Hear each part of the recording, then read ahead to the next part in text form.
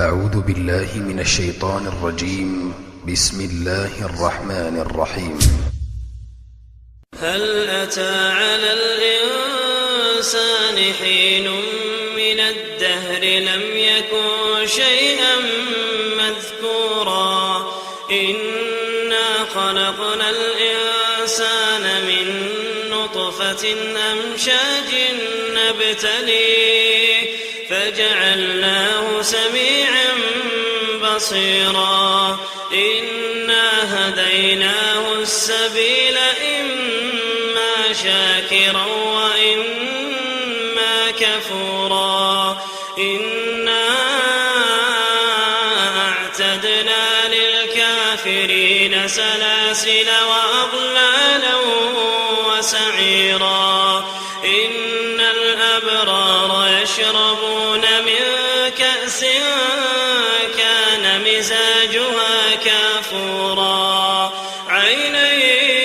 يشرب بها عباد الله يفجرونها تفجيرا يوفون بالنذر ويخافون يوما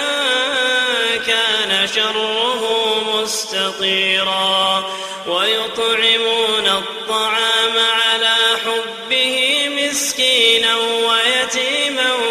وأسيرا إنما نطعمكم لوجه الله لا نريد منكم جزاء ولا شكورا إنا نخاف من ربنا يوما عبوسا قمطريرا فوقاهم الله شر ذلك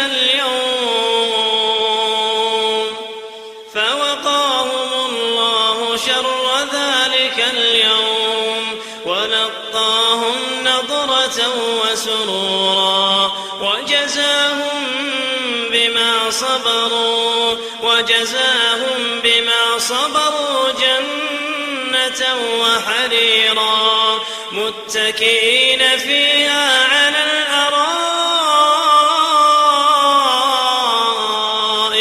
لا يرون فيها شمسا ولا زمهريرا ودانية عليهم ظلالها وذللت قطوفها تذليلا ويطاف عليهم بآنية من فضة وأكواب كانت قوارير من فضة قدروها تقديرا ويسقون فيها كأسا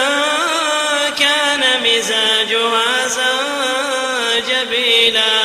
عينا فيها تسمى سلسبيلا ويطوف عليهم ولدان مخلدون إذا رأيتهم حسبتهم لؤلؤا منثورا وإذا رأيت ثم رأيت نعيما وملكا كبيرا عاليهم ثياب سندس خضر واستبرق وحلوا أساور من فضة وسقاهم ربهم شرابا طهورا إن هذا كان لكم جزاء وكان سعيكم مشكورا إنا نحن نزلنا عليك القرآن تنزيلا فاصبر لحكم ربك ولا تطع منهم آثما أو كفورا واذكر اسم ربك بكرة وأصيلا ومن الليل فاسجد له وسبحه ليلا طويلا إن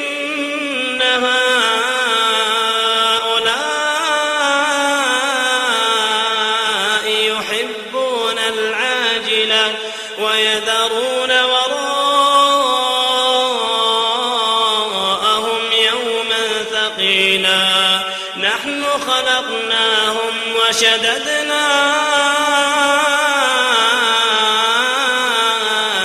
وأسرهم وإذا شئنا بدلنا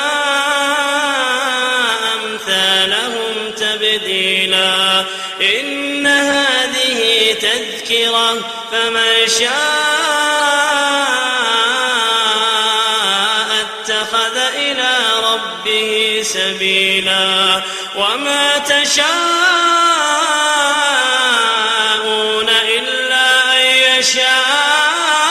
الله وما تشاءون إلا أن يشاء الله إن الله كان عليما حكيما يدخل من يشاء في رحمته والظالمين أعد